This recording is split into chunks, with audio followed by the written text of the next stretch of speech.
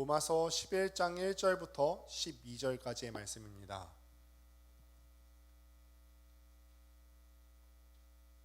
한 절씩 교독하여 읽습니다. 그러므로 내가 말하노니 하나님이 자기 백성을 버리셨느냐? 그럴 수 없느니라. 나도 이스라엘인이요 아브라함의 씨에서 난 자요 베냐민 지파라.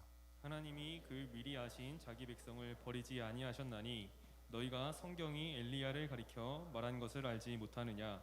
그가 이스라엘을 하나님께 고발하되 주여 그들이 주의 선지자들을 죽였으며 주의 제단들을 헐어버렸고 나만 남았는데 내 목숨도 찾나이다 하니 그에게 하신 대답이 무엇이냐? 내가 나를 위하여 바알에게 무릎을 꿇지 아니한 사람 7천 명을 남겨두었다 하셨으니 그런즉 이와 같이 지금도 은혜로 택하심을 따라 남은 자가 있느니라.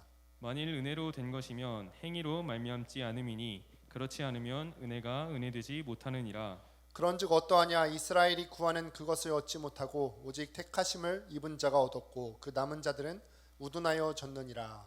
기록된 바 하나님이 오늘까지 그들에게 혼미한 심령과 보지 못할 눈과 듣지 못할 귀를 주셨다 함과 같으니라.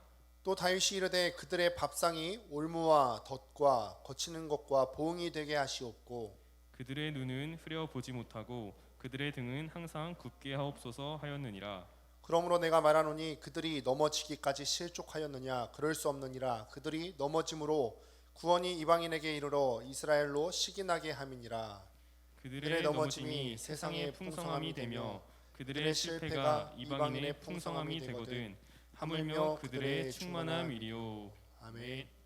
네, 오늘은 로마서 9번째 시간입니다. 벌써 9번째 시간까지 왔는데 하나님이 보시는 나의 가치라는 제목으로 하나님의 말씀을 증거하도록 하겠습니다. 여러분은 혹시 살면서 남을 배신해 보신 적이 있으세요? 다른 사람들, 나를 믿고 있던 누군가를 배신하신 적이 있으십니까? 혹은 내가 배신당한 적은 있으세요? 내가 누군가를 믿었는데 어떤 친구를 마음을 다해서 믿고서 신뢰했는데 내 기대에 미치지 못하는 경우, 혹은 그 친구가 나의 신뢰를 배반하였던 적이 있으십니까? 배신이라는 단어를 사전적 의미로 보니까 믿음이나 의리를 저버린다, 그런 사전적인 의미를 갖고 있더라고요. 내가 어떤 친구를 믿었는데 그 믿음에 충족시키지 못한 상태, 이거를 우리가 이제 배신이라는 단어로 표현을 해볼 수가 있습니다. 어떤 사람을 믿었는데 그 사람이 여러분들을 그 믿음을 다 저버린 거예요. 이런 경우를 우리는 배신이라고 한단 말입니다. 반대로 여러분들이 배신을 했다는 것은 여러분들이 다른 사람의 여러분들을 향한 기대를 저버렸다는 것을 얘기하는 것입니다. 근데 우리나라 사람이라면요, 어떤 한 사람 때문에 이 배신자라는 단어를 세계 여러 민족들보다 잘 알게 되는 것 같습니다. 보통은 한 사람이 이렇게까지 미움을 받기가 쉽지는 않은데 우리나라 사람들이라면 다 이 한 사람을 싫어하는 그 한 사람이 있어요. 이 사람은 어떤 사람이냐면은 당시 세상의 눈으로 봤을 때는 그래도 꽤 출세했고 승승장구했던 그런 사람이에요. 조선왕조 말기 우리네 대부분이 어떤 깊은 역사의 잠에서 깨어나지 못하고 있을 때 이 사람은 과거를 보기도 전에 벌써 영어를 깨우쳐서 미국의 세력이 우리나라에 들어왔을 때 미국의 앞잡이 노릇을 했던 중심 인물이 되었습니다. 세상이 변하여서 이번에는 반대로 미국의 세력이 약해지고 러시아의 세력이 득세를 하니까 러시아 편에 서서 또한 그 러시아파의 주동 인물이 되었죠. 그리고 이 사람은 후에 러일 전쟁이 일어났을 때 일본이 러시아를 꺾고 일본이 우리나라에 있어서 세력을 장악하니까 이번에는 유창한 일본어를 앞세워서 친일하는 인사가 되었어요. 그래서 나라가 일본에 완전히 넘어갔을 때도 중심적인 임무를 감당했고 또 일본의 귀족 자기를 받아서 후작이라는 칭호까지 받게 되었습니다. 당시 사람들의 눈으로 봤을 때는 그래도 꽤 승승장구한 위치까지 올라갔어요. 후작이라는 지위까지 올라갔고 재산도 많아졌고 명예는 얻지 못했을 수 있어도 그래도 꽤 고위직까지 올라간 그런 인사입니다. 대개 어떤 사람이라도 한 사람에 대해서 이야기할 때는 그 사람에 대한 평가가 갈리게 마련이거든요. 예를 들어서 대통령에 대해서 이야기를 해도 내가 싫어하는 저 대통령, 그런데 그 대통령이라 할지라도 반드시 지지자가 있기 마련이에요. 그런데 이 사람에 대해서만큼은 우리나라 대부분의 사람이 이 사람을 싫어합니다. 이 사람이 혹시 누군지 아시겠습니까? 이 완용이죠. 그렇죠. 이렇게만 설명해도 우리가 그 사람의 이름을 배신자로 지금 설명하고 있는데 우리는 그 이름 석자를 기억합니다. 이완용이라는 사람이에요. 그가 민족과 나라를 배신했기 때문에 그래요. 나라와 민족이 이 사람에 대한 기대가 있었죠. 그래서 관리직을 맡기면서 관리의 직무를 맡기면서 나라와 민족을 위해서 충성하고 봉사하기를 원했는데 이 사람이 나라와 민족의 그런 믿음과 의리를 저버렸죠. 이 사람이 관리직에 올라갔으면은 백성을 사랑하고 이 나라를 위해서 뭔가 자신의 달란트를 활용해야 되는데 그 믿음을 저버린 거예요. 배신자죠. 처음을 제가 지금 배신의 이야기로 시작하고 있는데 왜 그러냐면은 이 배신의 역사가 남의 이야기가 아니라 또한 우리와 하나님과의 이야기이기도 하기 때문에 그렇습니다. 하나님께서는 우리가 알다시피 또 찬양의 고백과 같이 여러분들을 정말로 사랑하십니다. 하나님께서 여러분들을 정말로 사랑하신다는 사실을 믿으십니까? 정말 믿으십니까? 그 어떤 것도 이 사랑을 끊을 수 없다. 하나님께서 여러분들을 정말로 사랑하시는데 그 사랑을 끊을 게 아무것도 없다. 이렇게 말씀을 하시죠. 앞서 로마서 8장 38절부터 39절에 이렇게 기록을 합니다. 함께 읽어보도록 하겠습니다. 시작. 내가 확신하노니 사망이나 생명이나 천사들이나 권세자들이나 현재일이나 장래일이나 능력이나 높음이나 깊음이나 다른 어떤 피조물이라도 우리를 우리 주 그리스도 예수 안에 있는 하나님의 사랑에서 끊을 수 없으리라. 세상에 있는 어떤 것도 하나님께서 여러분들을 그렇게 지극한 사랑으로 사랑하시는 그것을 끊을 수가 없다고 성경에서 증언하고 있어요. 우리가 믿는 게 바로 이거잖아요. 우리가 원래는 죽을 수밖에 없는 죄인이에요. 원래 내가 죽어야 되는데 나 대신 하나님께서 자기 아들을 보내주셔서 자기의 우리에 대한 사랑을 확증하신 거잖아요. 우리가 믿는 믿음의 핵심이 바로 이것입니다. 하나뿐인 아들 예수 그리스도까지 우리를 위해서 주셨다는데 이 사랑을 증명하기 위해서 무슨 말이 더 필요할 수 있겠습니까? 아들의 생명은 자신보다 더 소중한 것 아니겠습니까? 하루는 좀 지난 이야기인데 제 큰아이가 저한테 그래요. 저한테 아빠는 내가 위험한 상황에 빠지면은 나 구해줄 거야? 무슨 생각에서 그런 질문을 했는지 모르겠어요. 아빠가 좀 믿어왔던지 아니면은 그런 상황이 생겨도 안 구해줄 줄로 생각이 들었던지 이렇게 질문을 하더라고요. 그래서 제가 대답하죠. 실제로 당연히 그렇기도 하고요. 그럼 당연하지 대답을 했더니 그러자 아이가 또 묻습니다. 이번에는 질문이 조금 더 구체적이에요. 그러면은 아빠가 죽어도 나를 구해줄 수 있어? 이렇게 물어봤어요. 이 큰아이가. 그때 마음이 얼마나 울리는지 몰라요. 그래서 또 대답합니다. 당연하지. 만약에 그런 사태가 안 발생하면 더 좋겠지만 그런 상황이 발생하면은 아빠가 죽어도 너를 살려줄 거야.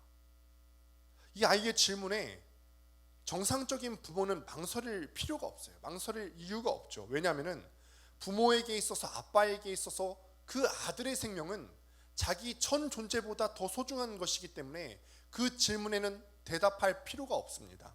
그런데 하나님께서 자신의 하나밖에 없는 독생자 예수 그리스도를 위해서 우리를 위해서 내어주셨다면은 이거는 그 사랑에 대해서 말을 다 한 겁니다.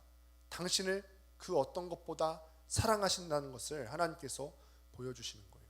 그런데 하나님께서 이렇게 우리를 사랑하시는데 문제가 있지요. 뭐냐면 하나님께서 여러분들을 이 정도로 사랑하시고 은혜를 베푸시는데 이 정도로 사랑을 베푸시고 은혜를 베푸셨으면 모든 사람들이 다 구원을 받아야 하는 거 아닙니까?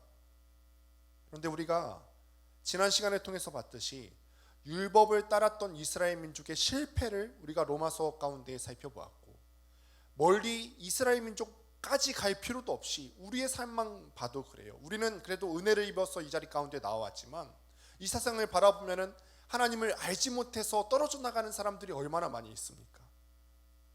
우리 주변에도 믿음을 지키지 못하고 넘어지는 사람들이 부지기수로 많단 말입니다. 하나님이 사랑이 과연 부족해서 그렇습니까? 하나님이 우리 인류를 사랑하시는 게 부족해서 예수님을 믿지 못하는 사람이 생겨나는 것입니까? 그렇지 않죠. 하나님께서는 이 인류와 이 땅을 향하여서 충분한 은혜와 충분한 사랑을 베푸셨는데 반응해야 하고 또 이 응답해야 되는 우리 쪽에서 책임을 다하지 못한 모습이 있습니다. 그래서 로마서 10장 16절에 보면은 이렇게 말합니다. 함께 또한 읽어보도록 하겠습니다. 읽습니다. 시작. 그러나 그들이 다 복음을 순종하지 아니하였도다. 이사야가 이르되 주여 우리가 전한 것을 누가 믿었나이까 하였으니. 그러나 그들이 다 복음을 순종하지 아니하였도다. 그러나 그들이 다 복음을 순종하지 아니하였도다. 우리가 복음이 우리에게 들려졌고 하나님의 은혜와 사랑이 우리에게 베풀어졌으면은 여기에 대해서 응답하고 따라가야 되는 책임도 우리에게 있는 것인데 순종하지 않기 때문에 때때로 실패가 우리 삶 가운데, 인류 가운데 일어나죠. 요즘 보면은 논 크리스천이라 할지라도 교리에 대해서, 우리 복음에 대해서 잘 알고 있는 사람들이 많이 있습니다. 교회에 잠시 다닌 경험 때문에 복음에 대해서 어느 정도 알고 있는 사람들이 굉장히 많이 있어요. 그런데 그 복음을 순종하지 않았기 때문에 복음을 떠나는 사람들이 또한 많이 있습니다. 또 교회에 다니는 우리는 어떻습니까? 교회에 다니고 있다는 우리 중에서도 복음에 순종하지 않고 있기 때문에 여전히 그 믿음의 뿌리가 흔들리고 있는 것은 아닙니까? 아니, 그 복음이 무슨 내용인지 이해하지 못하고 형식적인 종교 생활을 하고 있기 때문에 우리가 여전히 시간이 흘러감에도 불구하고 우리가 자라나지 못하고 믿음의 뿌리가 흔들리는 것은 또 아닐까요? 우리가 하나님 앞에 핑계를 댈 수가 없습니다. 하나님께서는 우리가 관심만 있으면은 복음이 무엇인지 정말 관심이 있고 내 존재를 알고 하나님의 사랑을 알았으면은 조금 더 복음에 관심을 기울일 수 있었을 텐데 그 깨달을 수 있는 길을 열어놓으셨음에도 불구하고 우리가 그렇게 하지 못했어요. 직접적으로는 이 성경 말씀, 우리에게 있어서 가장 귀중한 이 성경 말씀을 우리에게 주셨고 또한 여러 목회자들을 보내셔서 도움을 받을 수 있게 해주셨어요. 로마서 10장 18절에도 이렇게 기록합니다. 그러나 내가 말하노니 그들이 듣지 아니하였느냐? 그렇지 아니하니 그 소리가 온 땅에 퍼졌고 그 말씀이 땅 끝까지 이르렀도다 하느니라. 하나님의 복음이 온 인류가 빠짐없이 들을 수 있을 정도로 크고 풍성하게 이 땅 가운데 울려 퍼졌어요. 하나님은 이미 우리에게 인류 가운데 충분하게 말씀하셨어요. 얼마나 충분히 얘기하냐면은 이 복음의 소식이 온 땅에 들릴 만큼 하나님은 찾아오셨고 말씀하셨고 권하셨다는 것입니다. 그럼에도 불구하고 우리가 복음을 알지 못하는 이유는 뭐냐면 우리 쪽에서 관심이 없기 때문에 그렇죠. 우리가 그 소리에 귀를 기울이지 않기 때문에 그렇습니다. 남의 이야기 같죠. 그러면은 또 한번 이야기를 나눠볼게요. 예배 전 기도회 때 우리 또 마을장이, 임남영 마을장이 이번 한 주간 말씀을 지키면서 충실하게 살았다고 그렇게 귀한 나눔을 했는데 우리의 삶은 어떻습니까? 일단 말씀을 지키려면 말씀을 보아야 되는데 하루에 성경을 얼마나 보십니까? 말씀을 얼마나 보십니까? 그리스도인이라면은 우리가 하나님의 말씀에 순종하면서 사는 사람들이 그리스도인이잖아요. 그런데 하나님의 말씀을 보지도 않는데 하나님의 말씀대로 어떻게 살 수가 있겠어요? 1년 1독을 목표로 하는 한국의 그리스도인들이 참 많고 우리 교회도 이번에 1년 1독을 연간 목표로 해서 다 이렇게 목표점을 주었는데 여러분 바쁜 중에도 어떻게든 보려고 노력하는 정말 좋은 자세입니다. 그러나 여러분들이 할 수 있으면 더 읽으셔야 돼요. 제가 조금 더 강하게 표현을 하자면 제자반 같은 데서는 이렇게까지 표현을 하는데 성경을 읽지 않으면 하나님의 뜻을 알 수가 없는데 성경을 읽지 않으면 그리스도인이 아닌 거 아니냐? 성경을 안 읽으면 그리스도인이 아니죠. 하나님의 뜻을 어떻게 분별할 수가 있겠어요? 성경도 안 읽으면서요. 그 복음에 대해서 깨닫지 못했기 때문에 이스라엘 백성들은 실패했어요. 넘어졌습니다. 여기서 이스라엘 사람들이 그 복음을 깨닫지 못했기 때문에 넘어졌다고 하는데 이 이스라엘은 우리 보편 인류를 상징하는 여기에 있는 여러분들을 상징하는 대표적인 단어예요. 하나님께서 크신 은혜를 우리에게 베푸셨지만 실패하는 이유는 뭐냐면 우리 쪽에서 그 복음을 듣고 반응해야 되는데 반응하지 못했기 때문에 그렇습니다. 어떻게 보면은 하나님께서는 우리에게 충분한 온 땅과 인류를 덮을 만큼 충분한 사랑을 보여주셨는데 우리 쪽에서 그 믿음에 대해서 보답하지 못한 거죠. 배신한 거죠. 아까 이야기했잖아요. 믿음에 대해서 의리를 저버린 것을 바로 배신이라고 했는데 우리는 그 사랑에 대해서 배신한 사람들입니다. 그렇다면 여기서 중요한 질문이 또 하나 떠오를 수밖에 없어요. 무슨 질문이냐? 그렇다고 하나님께서 자기 백성을 버리셨는가? 좋습니다. 우리는 그 사랑에 대해서 보답하지 못하고 그 하나님께서 우리를 돌보아 주시는 것에 대해서 충분하게 응답하지 못했는데 그런 우리의 모습을 보고 하나님께서 버리셨는가? 여러분, 이거는 바울이 문법의 기술을 보여주는 거예요. 바울의 어떤 글 쓰는 기술이에요. 하나님께서 우리를 버리셨는가라고 질문을 하고 그렇지 않다라고 말하기 위해서 바울이 이런 글을 쓴 것입니다. 일반적인 사람이라면요, 자기의 믿음과 기대를 저버린 배신자들을 어떻게 대합니까? 우리가 이따 소그룹 모임 교환 가운데서 또 1번 질문이 그건데, 여러분들은 여러분들을 배신한 사람을 어떻게 대하세요?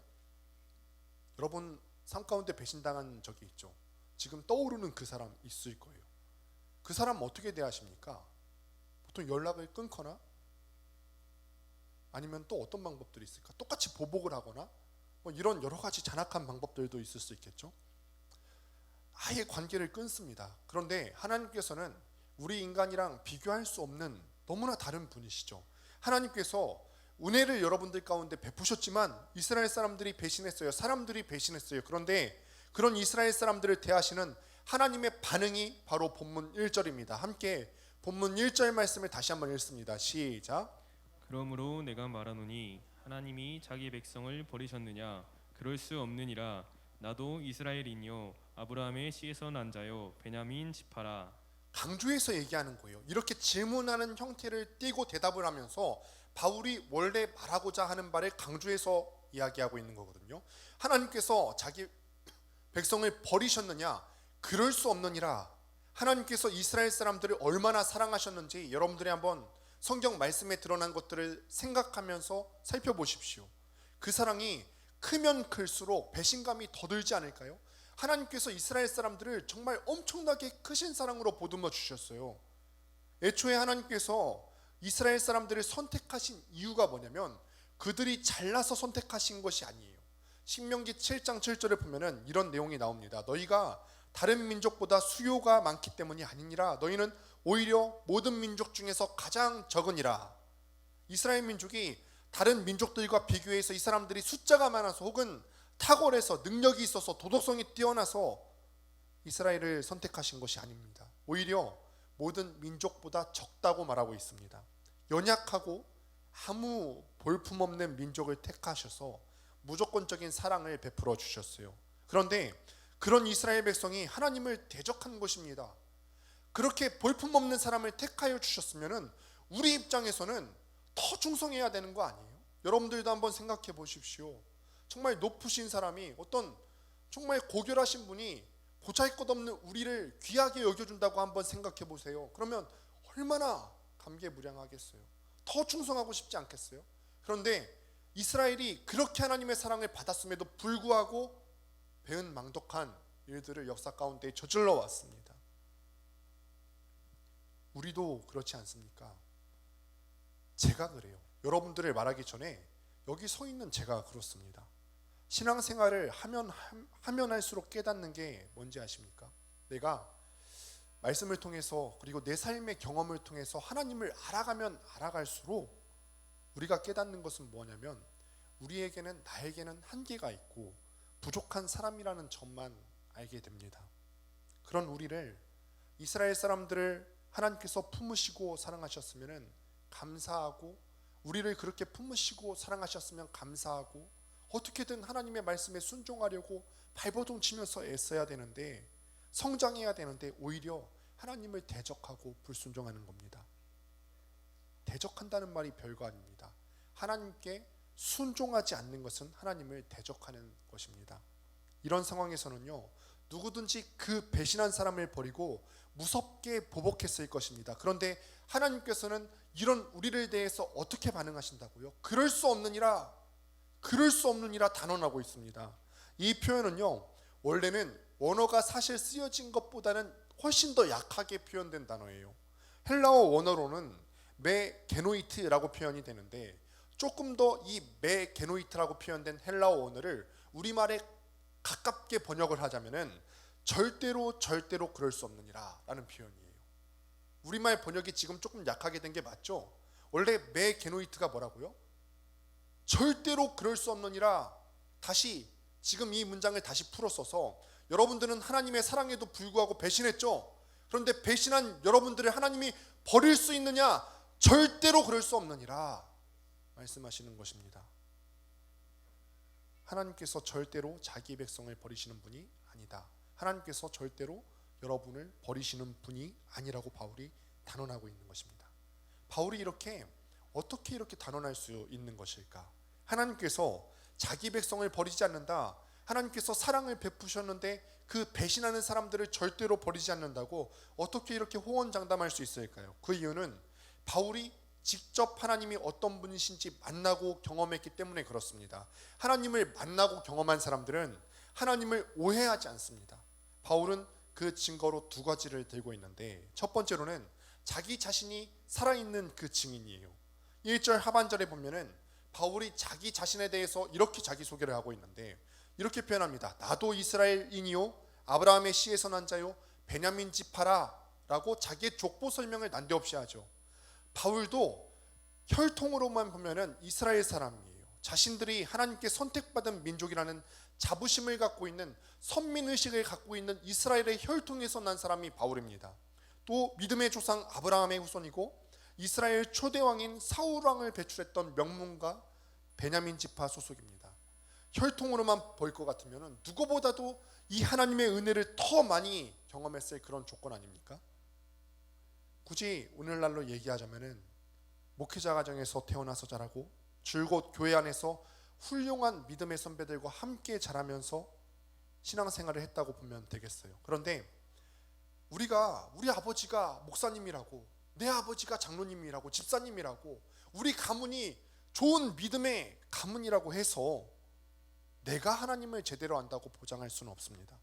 제가 처음에 예전에 한 교회를 갈 때 그 교회의 담임 목사님께서 제 이력서를 보시고 나서는 물으셨던 기억이 납니다. 이력서에는 제 아버지께서 한 교회의 목사라는 사실이 적혀 있는데 그걸 보시고 이렇게 물어보셨어요. 목사님 아들이라고 해서 다 잘 믿는 게 아닌데, 목사님 자녀라고 해서 다 잘 믿는 게 아닌데 목사님은 자기 스스로 하나님을 인격적으로 경험하고 만나본 적이 있으세요? 라고 물어보시는 거예요. 아무리 믿는 가정에서 태어나고 그런 환경에서 자란다 한들 본인이 하나님을 경험하지 못하고 하나님을 인격적으로 알지 못하면 아무 소용이 없습니다. 바울도 마찬가지입니다. 이스라엘 혈통으로 태어났지만 하나님을 제대로 알지 못했고요. 또한 예수 그리스도의 복음을 전하는 사람을 오히려 돌로 쳐 죽이려 했고 능욕하려 했습니다. 하나님을 철저하게 배신한 사람이었다는 거예요. 그런데 하나님께서 이 바울에 대해서 보복하시거나 이 바울을 향한 사랑을 끊으신 적이 있으세요?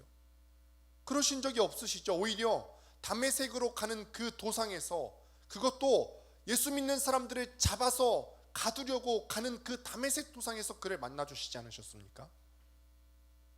바울이 만난 하나님은 그런 파렴치한 자신이라 할지라도 만져주시고 일으켜 세워주셨다는 것입니다. 그렇게 위대한 사도로 만들어주신 하나님이셨어요. 자기 자신이 바로 그 하나님의 사랑에 대한 첫 번째 살아있는 증인이에요. 두 번째 증거는 성경에서 찾습니다. 구체적으로는 엘리야가 이스라엘을 고발했던 내용 속에서 하나님이 어떤 분이신지에 대해서 증언하고 있는데 2절 말씀을 또 한번 보도록 하겠습니다. 함께 2절 읽습니다. 시작. 하나님이 그 미리 하신 자기 백성을 버리지 아니하셨나니 너희가 성경이 엘리야를 가리켜 말한 것을 알지 못하느냐. 그가 이스라엘을 하나님께 고발하되. 엘리야가 이스라엘 백성을 하나님 앞에 고발했다고 그래요. 일렀다는 거예요. 누군가를 고발했다는 것은요, 그 사람을 버렸다는 뜻이죠. 엘리야가 어떤 사람이죠? 성경에 죽지 않고 하늘로 올라갔던 인물이에요. 성경에 죽지 않고 하늘로 올라간 사람이 3명 나오거든요. 아십니까? 제가 이렇게 물어보면은 눈동자가 많이 흔들리시는데, 첫 번째 구약에 있었죠. 하나님과 동행하면서 오랜 시간 동행하다가 들려 올라간 에녹이 있었죠. 또 누구죠? 지금 이 본문 가운데 나오는 엘리야가 그 한 사람이죠. 또 하나는 우리 주님께서 그렇게 부활하셔서 승천하셨어요. 죽지 않고 하나님으로부터 부르심을 받을 정도면은 그 인격이나 성품이나 성자 중에 성자였을 거예요. 이런 엘리야가 자기 마음속에서 화가 나서 이스라엘 사람들을 지어버린 거예요. 엘리야가 이스라엘 백성을 자기 마음속에서 지운 것에서는 3절에 그 이유가 나오는데, 주여 그들이 주의 선지자들을 죽였으며 주의 제단들을 헐어버렸고 나만 남았는데 내 목숨도 찾나이다 하니, 이스라엘 백성들이 지금 어떤 짓을 했냐면은 주님의 선지자들을 죽이고 제단 예배드리는 처소도 다 헐어버리고 자기 목숨까지도 노린다고 하나님께 지금 일러 바치고 있어요. 그러자 하나님께서는 4절에서 이렇게 대답을 하십니다. 일러 바치고 있는 엘리야에게 대답하십니다. 하나님께서는 자기 백성을 버리지 않으셨고 하나님의 일방적인 은혜로 7,000명을 구원하셨다라고 대답을 하고 계십니다. 하나님께서 이스라엘 백성을 버리지 않으셨다는 거예요. 지금 엘리야는 이 이스라엘 사람들이 배신하고 있는 행태 때문에 열받아서 일러바치고 고발하고 그러고 있는데, 나는 걔네들 버리지 않았다, 그렇게 지금 이야기하고 있는 겁니다. 하나님께서 왜 이스라엘 사람들을 버리지 않았는지 아십니까? 2절을 상반절을 보면은 힌트를 얻을 수가 있는데 이렇게 기록하죠. 하나님이 그 미리 아신 자기 백성을 버리지 아니하셨나니. 이 부분을 유진 피터슨이 쓴 메시지라는 책을 보면은 이렇게 표현합니다. 우리 한번 같이 읽어보도록 하겠습니다. 시작. 하나님께서는 이스라엘과 너무나 오랫동안 관련을 맺어 오셨고 너무나 많은 것을 투자하셨기 때문에 이제 그들에 대해 쉽게 손을 씻을 수 없게 되었다. 여기서 알다라는 단어가 굉장히 중요해요. 근데 이 알다가 뭐냐면은 알다에 해당하는 히브리어 단어가 아다라고 하는 야다라고 하는 단어인데, 야다가 뭐냐면은 어떤 사람을 안다고 했을 때 그 사람의 어떤 생년월일이 언제고 이 사람에 대해서 아는 것이 아니라, 정보를 아는 것이 아니라 경험을 통해서 개념적으로 아는 것을 의미해요. 내가 어떤 사람을 시간과 간격을 두고서 깊이 있게 알아가는 과정을 담은 것이 바로 이 야다라고 하는 단어의 뜻입니다. 이 말을 가까운 친숙함과 친밀함을 함축하고 있는 단어라고 보시면 되겠어요. 결혼 후에 부부가 연합해서 나뉘지 않는 것처럼 하나님과 이스라엘도 나뉠 수가 없다는 것입니다. 하나님께서 지금 이스라엘 사람들을 알아서 버릴 수가 없다라고 말씀하시고 계시는데, 하나님과 이스라엘이 너무너무 친밀해졌기 때문에 하나님께서 이스라엘 사람들을 버릴 수가 없다라고 그렇게 이유를 말씀하시고 계십니다. 그러나 만약에 하나님께서 이스라엘에게 은혜를 베풀지 않으시면 어떻게 되는 줄 아십니까? 이렇게 하나님께서는 절대로 자기 백성을 버리지 않으시는데, 만약 하나님께서 여러분들에 대해서 은혜를 베풀지 않으시면은 여러분들이 어떤 길로 갈 수밖에 없느냐? 우리가 만약 하나님의 은혜를 입지 않으면 여러분들은 어떤 사람이 될 것 같으세요? 여러분 만약에 예수 안 믿으셨으면은 여러분 어떤 사람이 될 것 같으세요? 성경은 하나님의 은혜를 입지 않으면은 우리가 이런 사람이 될 수밖에 없다고 말하는데, 본문 7절 말씀을 또 보겠습니다. 본문 7절에 이렇게 기록을 합니다. 오직 택하심을 입은 자가 얻었고 그 남은 자들은 우둔하여졌느니라 라고 기록을 합니다. 여기서 남은 자들이 누구냐면 하나님의 은총에서 제외된 사람, 구원받지 못한 사람들이 바로 남은 사람들이에요. 이 사람들이 지금 우둔해졌다라고 하는 단어에 여러분들 주목하셔야 되는데, 여기서 말하는 우둔해졌다는 말이 뭐냐면 마음이 돌처럼 굳어졌다라는 뜻을 의미합니다. 다시 말해서 양심이 마비돼 버린 것입니다. 하나님께서 구원의 은총을 베풀어 주시지 않으면은 인간의 양심이 마비된 채로 있을 수밖에 없다는 거예요. 예전에 끔찍한 연쇄살인이 뉴스에 나온 적이 있거든요. 요즘 참 연쇄살인 이런 것들이 흉악한 범죄들이 참 많이 있는데, 어떤 최시성을 가진 사람이 2명의 여성을 살해한 사건이 있었어요. 근데 이 사람이 먼저 죽인 사람이 누구냐면은 자기 아내의 지인이라고 합니다. 그런데 그 두 사람 다 금품을 빼앗고 성폭행을 저지른 뒤에 살해를 했는데, 경찰이 사건을 조사하면서 경악했던 부분이 뭐냐면은 이 사람이 첫 번째 사람을 죽이고 그 시신을 장모님의 차 트렁크에 넣어놨대요. 그리고 나서 이 사람이 태연하게 술을 마시러 갔다는 거예요. 여기까지 봤을 때는 참 그런 마음이 들었어요. 이야, 어떻게 사람이 그럴 수가 있지? 자기 아내의 지인을 성폭행하고 죽이고 장모님의 차 트렁크에 넣고 자기 자신은 아무 일도 없었던 것처럼 양심이 마비되어 버려갖고 어떻게 그를 술을 마시러 갈 수가 있지, 이렇게 생각했거든요. 그러다가 계속 그 기사의 스크롤을 내리는데 제 시선이 어느 한 곳에 멈춰 설 수밖에 없었어요. 그거는 이 최 씨가 아내랑 자기 아이랑 가족 사진을 찍은 거였어요. 이 사진만 보면은 우리들과 다를 바가 전혀 없는 평범한 사람이에요. 한 가정의 남편이고 아빠예요. 우리 주변에서 흔히 볼 수 있는 사람이고 삶입니다. 그런데 그런 사람이 지금 이런 잔혹한 범죄를 저질렀다는 것입니다. 이거는 우리 같은 평범한 사람들도 하나님의 은혜가 없고 양심이 굳어지고 우둔해지면은 이런 범죄를 저지를 수 있다는 것을 의미합니다. 하나님의 은혜를 입지 않으면은 마음이 우둔해져서 영적인 감각들이 마비가 되어져서 아무 거리낌 없이 사람을 죽이기도 술을 마시기도 하실 수 있는 사람이 된다는 것입니다. 또 하나님의 은혜를 입지 않으면 어떻게 됩니까? 9절과 10절에서 이렇게 말합니다. 또 다윗이 이르되 그들의 밥상이 올무와 덫과 거치는 것과 봉이 되게 하시옵고 그들의 눈은 흐려 보지 못하고 그들의 등은 항상 굽게 하옵소서 하였느니라. 하나님의 은총이 임하지 않으면은 인간의 밥상은 올무가 되고 인간이 걸려 넘어지게 한다는 거예요. 이 말을 쉽게 얘기하면은 우리가 만약에 하나님을 믿는다 하고서 하나님과 동행하면서 살지 않으면은 우리의 밥상, 우리 밥줄, 우리가 살기 위해서 하는 그 모든 행동들이 우리에게 결코 이롭지 않다는 거예요. 생업을 위해서 하는 일들도 우리가 만약 하나님과 동행하면서 살지 않으면은 여러분들 생업조차도 여러분들에게 이롭지 않다는 거예요. 여러분 직장에서 학교에서 더 나은 삶을 살기 위해서 분투하고 계시죠. 삶을 영위하기 위해서 여러분들이 돈을 법니다. 그런데 하나님을 모르는 사람들이 버는 그 수익, 그 밥줄이 어떻게 쓰여집니까? 허구한 날 술 마시는 데 쓰고 유흥을 위해서 쓰죠. 그렇지 않더라도 자기 자신과 자기 가족을 위해서 쓰는 그 특정한 그 한계를 벗어나지 못해요. 하나님과 그가 주실 나라에 대해서 아는 사람들은 우리가 이 땅에서 살아가고 있는 삶에 대해서 이해하고 있는 사람들입니다. 이 땅은 어떤 곳이냐? 우리가 영원히 살 땅이 아니라 잠시 우리가 거쳐 지나가는 곳이죠.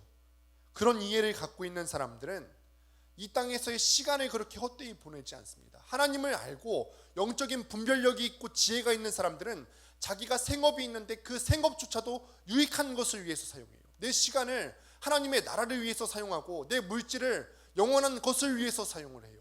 그리고 내가 갖고 있는 모든 것들이 나와 내 가족만을 위한 좁은 범위만을 위해서 사용하지 않고 하나님의 영광을 위해서 사용하게 되어집니다. 하나님께서 만약에 우리에게 영적인 것을 헤아릴 지혜를 주시지 않으면 우리는 분별력이 없어서 땅에 대한 관심에서 벗어날 수 없는 존재들입니다. 그런데 이럴 수밖에 없는 우리들에게 하나님께서 오늘 말씀을 통해서 확인할 수 있는 것은 여러분들에게 은혜를 베풀어 주셨다는 것입니다. 더군다나 우리가 때때로 실패하고 여러분들이 또한 그 사랑에 반응하지 못하고 배신하여도 하나님께서는 우리에 대한 자기의 사랑을 거두지 않으시겠다는 것입니다. 절대로 포기하지 않으시겠다고 강력하게 선포하시는 것입니다. 여러분 사랑에는 세 가지 종류의 사랑이 있다고 하죠. 먼저는 만약에 라는 사랑이에요. 조건이 붙는 사랑이에요. 만약에 네가 말 잘 들으면은 아빠가 예뻐해 줄게. 만약에 네가 시험을 잘 보면은 아빠가 이렇게 해줄게. 만약에 선물을 사주면은 당신을 사랑할게요. 이거는 조건적인 사랑이죠. 즉 사랑하는 사람이 원하는 어떤 것을 주는 대가로 받는 사랑입니다. 이 사랑의 동기는 이기적이고 그 목적은 대가로 무엇인가를 얻는 데 있습니다. 두 번째 사랑의 형태는 때문에라고 하는 사랑이에요. 어떤 사람이 그의 됨됨이나 소유 혹은 그의 행위 자체 때문에 받는 사랑이 바로 때문에라고 하는 식의 사랑이에요. 한 사람에게 사랑을 받을 만한 어떤 우수한 특성이나 조건이 갖추어져 있다는 말입니다. 그런데 이런 사람도 불안정한 사랑입니다. 왜냐하면 자기가 받고 있는 그 사랑의 조건이 언젠가는 사라질 수도 있는 거 아니에요? 만약에 결혼 대상을 보는데 그래서 외모만 봐서는 안 되는 이유가 바로 여기 있어요. 외모는 언젠가는 사라질 수도 있거든요. 우리가 눈여겨볼 사랑은요, 마지막에 세 번째 사랑입니다. 불구하고의 사랑이죠. 그럼에도 불구하고 사랑하는 것입니다. 여기에는 조건이 달려있지도 않고 보답을 기대하지도 않기 때문에 만약에라고 하는 식의 사랑과는 다릅니다. 또한 사랑받는 사람에게 어떤 매력적인 점이 있기 때문에 사랑하는 것도 아니기 때문에라고 하는 식의 사랑과도 구별이 되어집니다. 이 세 번째 사람은 됨됨이 때문이 아니라 그 됨됨이가 어떠함에도 불구하고 사랑하는 것입니다. 이 세상에서 여러분들이 가장 추하고 천한 사람이라 할지라도 이런 불구하고 식의 사랑을 만나면은 여러분들이 사랑받을 수가 있게 된다는 거예요. 본문에 나오는 이스라엘 사람들이 그런 사랑을 받았어요. 비록 복음을 모르고 배신했지만 그럼에도 불구하고 하나님의 끝없는 사랑을 힘입어서 다시 회복할 기회를 얻었습니다. 여러분들도 마찬가지예요. 우리는 다 배신자들이에요. 그 하나님께서 우리에게 무한정 베풀어 주시는 그 사랑에 대해서 우리는 다 배신자들입니다. 복음에 대해서 제대로 알지도 못하고 복음을 들었으나 우리가 순종하며 살지도 않았어요. 저 뉴스의 일면을 장식하는 범죄자들과 비교해 보아도 우리의 본성은 그렇게 다르지 않아요. 우리가 용기가 없어서 그 죄를 저지르지 못했다 뿐이지 우리의 본성이 그 사람들과 다르다고 자부할 수 있습니까? 만약에 우리가 그 범죄자들의 가정 환경과 상황과 또한 형편에 처했다면 우리도 그 자리에 있을 수 있었을 만큼 우리는 타락한 사람입니다. 그런데 그럼에도 불구하고 여러분들의 그 타락한 본성, 그 보잘것없는 본성에도 불구하고 하나님께서는 여러분들을 포기하지 않으시고 사랑한다는 사실을 기억하시길 바랍니다. 여러분, 말씀을 마무리합니다. 이 말씀을 준비하면서 우리의 가치를 다시 한번 생각했으면 좋겠다라는 마음이 들었어요. 우리 청년들이 세상이 주는 가치관에 휩쓸리면서 사는 청년들이 참 많이 있어요. 자기 가치가 어떤 가치를 갖고 있는지도 채 모르고 살아가는 사람들이 참 많이 있습니다. 오늘 이 설교는요, 세계관을 담으려고 했어요. 세계관이라고 하는 것은 우리가 세계를 보는 관점이거든요. 그런데 우리의 세계관은 알게 모르게 되게 많이 위축이 되어 있어요. 어떤 세계관이냐?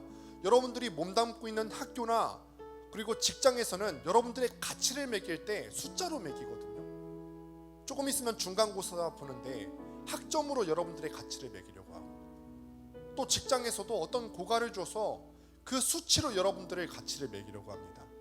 그럴 때 우리는 나도 모르게 위축될 수밖에 없어요. 교회에서는 한 영혼이 천하보다 소중하다, 너는 정말 귀중한 존재다 이렇게 얘기하는데 나머지 6일 동안 세상에서 보내면서 오랜 시간 우리가 세상 가운데 몸담고 살면서 우리도 모르게 세상이 주는 세계관 가운데 파묻혀 살고 있진 않았습니까? 내 진정한 가치도 모르고 세상이 그냥 나를 자기 기준대로 평가하는 그 목소리에 파묻혀서 내 스스로가 얼마나 귀한지 모르고 살아오진 않았습니까?